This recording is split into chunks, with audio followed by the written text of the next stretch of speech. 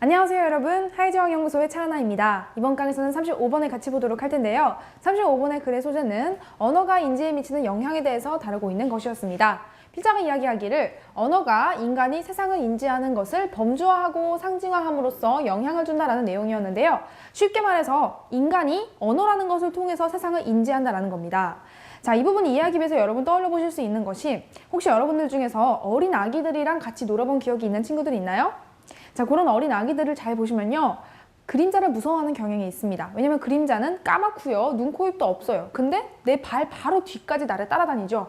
그러니까 애기들이 이게 뭐야 이러면서 막 도망치다가 아무리 도망쳐도 도망을 할 수가 없으니까 이제 무서워하게 되는 경우를 많이 보입니다. 자, 그럴 때 이제 엄마들이 이야기를 해주죠. 이거 무서워하는 거 아니야. 이거 저기 태양 때문에 생긴 건데 엄마도 있고 아빠도 있고 오빠도 있고 다 있어. 이거 이름은 그림자야, 그림자. 따라해봐, 그림자. 이렇게 말을 해주잖아요. 그럼 애들이 아, 이게 그림자구나 이렇게 알게 되면서 점점 두려움을 잊게 됩니다. 자, 이렇게 아기들이 그 까맣고 눈, 코, 입도 없는 내 발 바로 뒤를 따라다니는 어떤 존재에 대해서 무섭게만 느끼다가 그게 그림자라는 이름을 갖는 존재라는 걸 알게 되었을 때 점점 무서움을 잊게 되죠. 자, 그런 식으로 아기가 그림자라는 존재에 대해서 인지하게 되었듯이 우리 인류도 세상에 존재하는 만물을 이해할 때에 언어라는 것을 통해서 그 만물을 범주화하고 또 상징화함으로써 이해하게 되었다라는 것이 필자가 이야기하고 싶은 내용이었습니다. 자, 그럼 첫 문장부터 우리 분석 같이 해보도록 할게요. To name is to call into existence. 명명하는 것, 이름을 짓는 것은 존재를 생겨나게 하는 것입니다. 즉, to call out of nothingness. 없는 것, 무인 상태에서 불러내는 것이죠. 라고 wrote French philosopher Georges Gustave. Georges Gustave라는 이름을 가진 프랑스 철학자가 기술하였습니다. 자, 여기서 보시면요. 인용구가 쓰인 다음에 동사 다음에 명사가 등장을 했는데 이 명사를 보고 동사에 대한 목적어일까 뭐일까라고 하면서 좀 헷갈렸을 친구들이 있을 수 있는데요. 자, 여기서는요. 주어가 쓰인 겁니다. 자, 그럼 왜 동사 주어 순으로 쓰였을까요? 이렇게 인용구가 쓰이는 경우 인용구 바로 다음에 나오는 문장이 주어가 이렇게 대명사가 아니라 일반 명사일 경우에는 바로 이런 식으로 도치가 발생을 하게 됩니다. 그래서 동사 주어 순으로 쓰이게 돼요. 그래서 우리가 해석을 할 때에는 프랑스 철학자 조르제스 구스토프가 기술하였습니다 라고 해석을 하시면 되고요. 자, 이렇게 첫 문장을 통해서 필자는 먼저 인용구를 사용을 해서 도입을 합니다. 자기가 하고 싶은 이야기를 꺼내기 시작하죠. 자, 그러면서 이제 주제에 대해서 정확하게 다음 문장을 통해서 언급을 합니다. Words give you a tool to create how you perceive the world by naming and labeling what you experience. 말이라는 것은 당신이 경험한 것에 이름을 짓고 범주화함으로써 당신이 경험한 그 세계를 인식하는 방식을 만들어내는 수단입니다. 즉, 말이라는 것을 통해서 당신의 세상을 인식하는 수단이 될 수 있다라는 것이죠.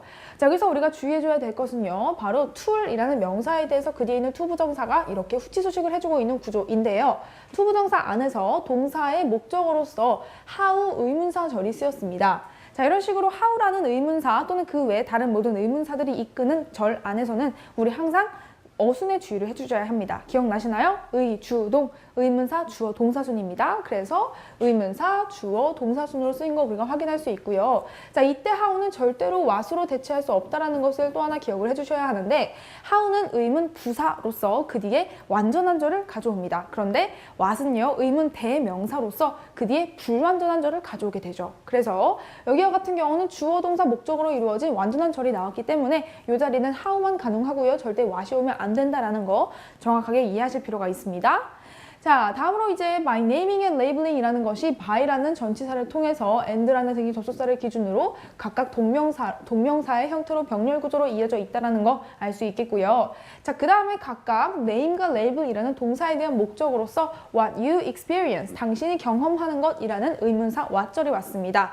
자, 우리 아까 what 다음에는 불완전절, how 다음에는 완전절이라고 이야기를 했었죠.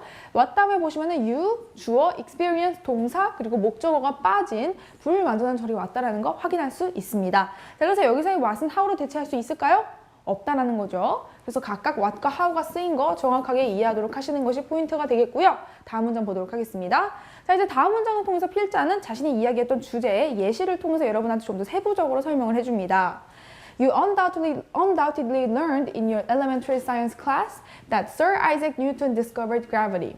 아마 당신은 의심할 여지 없이 당신의 초등학교 과학 시간에 아이작 뉴턴이 중력이라는 것을 발견했다라고 배웠을 것입니다. 자, 여기 learn이라는 동사에 대해서 목적으로서 명사절, 대절이 쓰였는데요. 이렇게 목적절을 이끄는 명사절 대는요. 그 뒤에 완전한 절을 가져옵니다. 자, 그런데 우리가 that 하면 항상 떠오르는 게 있죠. 바로 위치로 대치할 수 있을까라는 생각이 들 거예요. 왜냐면은 관계대명사 대실 경우에는 위치로 많은 경우에 대치가 되어지거든요. 자, 그런데 이때 that은요, 명사절 that으로서 그 뒤에 완전 절이 따라오기 때문에 불완전 절 앞에서만 쓰일 수 있는 위치는 절대 여기에서 있는 that을 대체할 수가 없습니다. 자, 그래서 여기 이 부분을 그렇게 이해를 해주시면 되고요. 기본적으로 보았을 때 명사절 that이라는 것은 그 자체로 명사인데요. 관계대명사절 위치라는 것은 사실상 형용사절입니다. 그래서 앞에 명사가 위치하게 되고 이 명사 뒤에서 위치절이 이렇게 등장을 해서 앞에 있는 명사를 이렇게 수식해주는 구조로 따라오게 되는 반면 명사절 대절은 동사에 대한 목적어처럼 그 자체로 명사로서의 기능을 한다는 것까지 이해를 해주시면 좀 더 기초부터 이해하실 수 있을 것입니다. 좀 더 이렇게 세부적으로 이해하고 싶은 친구들은 하이잭 수능문법 책의 인간과 교재를 통해서 공부를 하시는 것이 도움이 되실 거고요. 다음 문장 보도록 하겠습니다. It'd be more accurate to say that he labeled rather than discovered. 자, rather than 이라는 구문이 쓰였는데요. be rather than a라고 우리가 말을 합니다. 왜냐하면 뒷부분부터 해석을 하거든요. 자, 이때 이 it이 가주어입니다. that이 진주어이고요. 그래서 우리 대절의 진주어부터 해석을 할 겁니다. 그가 그것을 발견했다라기보다는 사실상 범주화했다라고 말하는 것이 좀 더 확실한 것일 것입니다. 자, 확실하다라는 뜻으로 말하는 accurate라는 형용사 정확한 암기가 필요한 단어가 되겠고요. 자, 그리고 be rather than a라는 거 해석을 할 때 항상 뒷부분부터 한다는 점을 정확하게 이해하도록 하세요. 그래서 이제 여러분들이 혹시 서술형에서 이 부분을 해석하라는 문제가 나왔을 때 어려움이 없도록 하시고요. 다음 문장 보겠습니다. His use of the word gravity gave us a cognitive category. 그의 중력이라는 단어의 사용은 우리에게 인식의 범주를 제공해 줍니다. We now converse about the pull of the Earth's forces that keeps us from flying into space. 우리는 이제 우리가 우주로 날아가지 못하도록 막아주는 지구의 인력에 대해서 대화를 나눌 수 있습니다. 자, 이렇게 뉴턴이라는 사람 덕분에 중력이라는 존재에 대해 알게 되었기 때문에 우리는 이제 그 중력이라는 것에 대해서 대화를 할 수 있게 되었다는 것이죠. 자, 여기 보시면요. 무엇에 대해서 이야기를 나누다라는 뜻으로서 converse about 이라는 동사가 쓰였다라는 걸 체크해 주시고요. 여기서의 풀은 명사입니다. 인력이라는 뜻으로 쓰였고 또 그 뒤에서 Earth's forces, 지구의 힘이라는 명사에 대해서 관계대명사 대절을 이렇게 수식을 해주고 있는 구조인데요. 자, 이때 관계대명사 대절 안에서 우리 동사 형태에 주의를 해주셔야 합니다. 자, 보시면은 keeps 목적어 from ing가 쓰였어요. 자, 이런 식으로 keep 목적어 from ing가 쓰인 경우에는 목적어가 ing 못하도록 막다라는 뜻이 됩니다. 동일한 뜻으로서 keep 대신에 prevent나 stop과 같은 동사들이 쓰여도 괜찮은데요. 자, 문제는 만약에 여기서 from이라는 전치사가 빠지게 되면 의미가 완전히 반대가 된다는 겁니다. keep 목적어 ing가 되면은요, 목적어가 ing를 계속 하도록 하다라는 뜻입니다. 계속 하도록. 그런데 from이 목적어랑 ing 사이에 쇽 들어가게 되면은 못 하도록 하다라는 뜻이 돼요. 그래서 이때 이 from의 위치가 아주 중요하다라는 점 체크해 두도록 하세요. 절대로 얘가 빠지면 안 됩니다. 의미가 완전히 달라져요. 그래서 같이 keep 목적어 from ing 같이 기억을 해주도록 하시는 게 중요하겠고요. 다음 문장 보도록 하겠습니다. Words give us the symbolic vehicles to communicate our creations and discoveries to others. 자, 말이라는 것은 우리에게 상징적인 수단으로서의 기능을 제공합니다. 이때 상징적인 수단이라는 게 뭐냐면요. 다른 사람들에게 우리의 창조물과 발견물에 대해서 전달해 줄 수 있는 상징적 수단으로서의 기능을 제공해 줍니다. 라는 거죠. 이렇게 마지막 문장을 통해서 필자는 다시 한번 말이라는 것을 통해서 우리가 세상을 인지한다라는 주제에 대해 재진술을 합니다. 자, 이렇게 해서요, 이제 우리 인류는 세상을 말이라는 것을 통해서 인지한다라는 내용을 함께 살펴보았고요. 이 문제와 같은 경우에 이제 빈칸 문제로 출제될 가능성이 높은 문제입니다. 자, 보시면요, 계속해서 같은 내용이 반복되어져서 언급이 되었다는 거 알 수가 있는데요. 바로 두 번째 문장을 통해서 먼저 필자가 이렇게 이야기를 합니다. 말이라는 것은 우리가 세상을 인지할 수 있는 수단입니다 라고 이야기를 하고요. 그리고 마지막 문장을 통해서 다시 한번 말의 기능에 대해서 이야기를 하죠. 말이라는 것은 우리가 사람들에게 우리의 창조물과 발견물에 대해서 전달해 줄 수 있는 상징적 수단이다 라고 이야기를 하고요. 자, 이렇게 계속해서 말의 기능에 대해서 반복을 해주고 있는 부분과 같은 경우는 줄 중에 하나가 빈칸으로 뚫어지고 빈칸에 무엇이 들어갈지를 추론하라라고 물어보는 빈칸 추론 문제 출제될 수 있는 부분입니다. 그리고 또 하나 계속해서 위에서 보시면요. 우리가 언어라는 것을 통해서 세상에 존재하는 것들을 범주화한다라는 부분이 또 반복되어지거든요. 바로 이렇게 by naming and labeling what you experience, 그리고 또 he labeled rather than discovered it, 또 cognitive category, 인지적인 범주. 이런 식으로 계속 세상에 존재하는 것들을 우리가 범주화함으로써 그것을 인지하게 된다는 내용을 반복해서 언급되고 있습니다. 그렇다면 마찬가지로 셋 중에 하나가 빈칸으로 뚫어져서 추론하라고 하는 문제가 출제가 될 수 있기 때문에 유의해서 읽어주시는 것이 필요하겠고요. 자, 그리고 무관한 문장 문제가 출제가 될 수도 있습니다. 자, 무관한 문장 문제와 같은 경우는 실제로 이 문제가 모의고사에서 출제가 될 때 무관한 문장 문제로 출제가 됐거든요. 그런데 또 내신에서도 그렇게 출제가 될 수도 있기 때문에 한 번쯤 염두에 두시는 것이 좋은데, 가령 이런 게 나올 수가 있겠죠. 사람들은 굳이 언어가 없이 그냥 관찰만으로 세상을 이해할 수 있다. 또는 언어에 대한 이야기이긴 한데 뜬금없이 언어, 뭐 제2외국어, 제3외국어라는 것이 세상이 세계화되어 가면 갈수록 더욱더 중요해지고 있다. 와 같은 문장이 들어갈 때 그것이 무관하다는 것을 여러분이 골라주실 수 있어야 되겠고요. 자, 그리고 어법 어휘 문제가 출제가 될 수도 있겠죠. 가령 위에서부터 우리 다시 한번 정리해 보도록 하겠습니다. 자, 먼저 두 번째 문장부터 같이 보시면요. 여기서 등장한 how는 절대로 what으로 대체할 수 없다는 점 다시 한번 기억해 주세요. 왜냐면 how 다음에는 완전절이고요. what 다음에는 불완전절이거든요. 여기서의 what은 마찬가지로 how로 대체되어질 수 없다는 점. 또 이렇게 의문사가 왔다면 항상 어순에 주의하자. 의문사, 주어, 동사. 마찬가지 의문사, 주어, 동사 항상 어순에 주의하도록 하시고요. 자, 그리고 나서 여기 등장한 대가 같은 경우는 learn, 배우다라는 동사에 대한 목적어로서 쓰인 명사절, 접속사, 대절이기 때문에 이때 명사절, 접속사 다음에는 이렇게 완전절이 따라와서 위치로 절대 대체할 수 없다라는 것입니다. 자, 그러나 얘랑 비교해서 봐주시면 좋을 것이 바로 밑에서 나온, 자, 밑에서 지구의 힘이라는 명사에 대해서 수식을 해주고 있는 이 대신데요. 자, 이때 이 대신 말이죠. 명사 뒤에서 수식을 해주는 관계대명사 대시입니다. 이때 관계대명사 대신 위치로 대체할 수 있습니다.